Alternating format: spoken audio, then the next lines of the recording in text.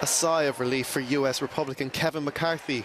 After 15 excruciating rounds of voting, the Californian Republican has finally been named as the House Speaker of the US House of Representatives. The Honorable Kevin McCarthy of the state of California, having received a majority of the votes cast, is duly elected Speaker of the House of Representatives.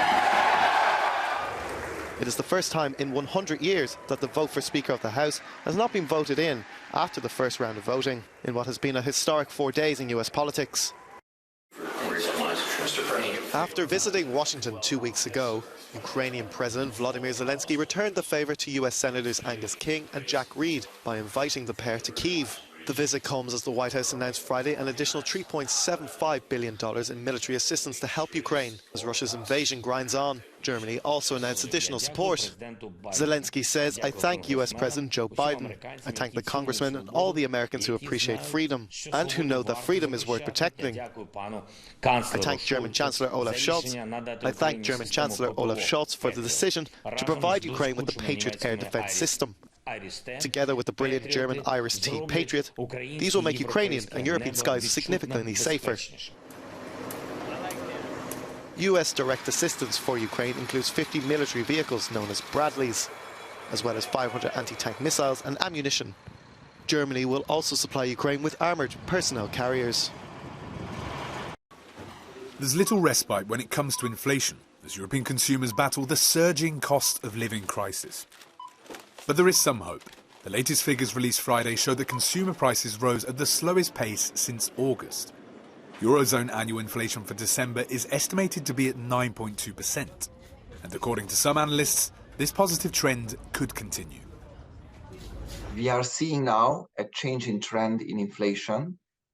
I give a very large probability that inflation will continue to decline throughout 2023.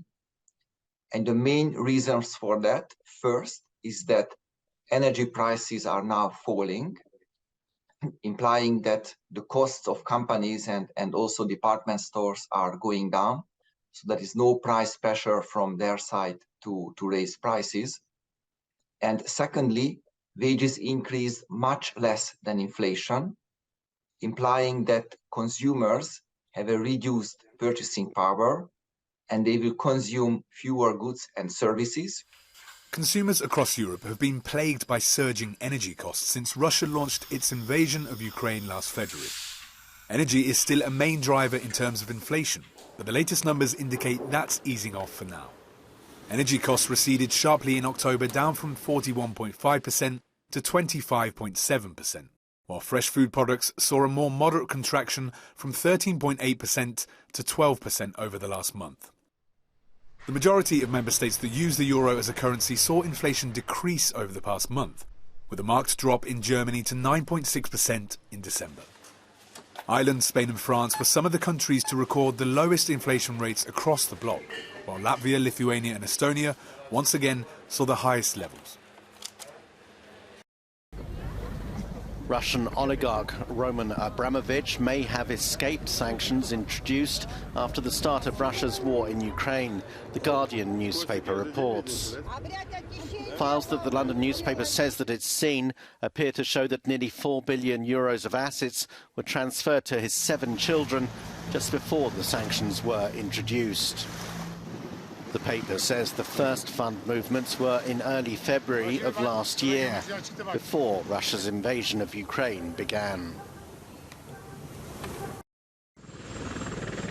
Construction defects found at the ITERA nuclear fusion project in southern France look set to frustrate scientists.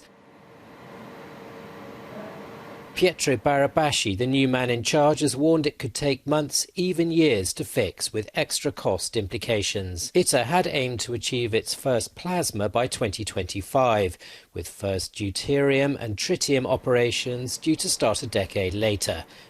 Now those targets may have to be revised.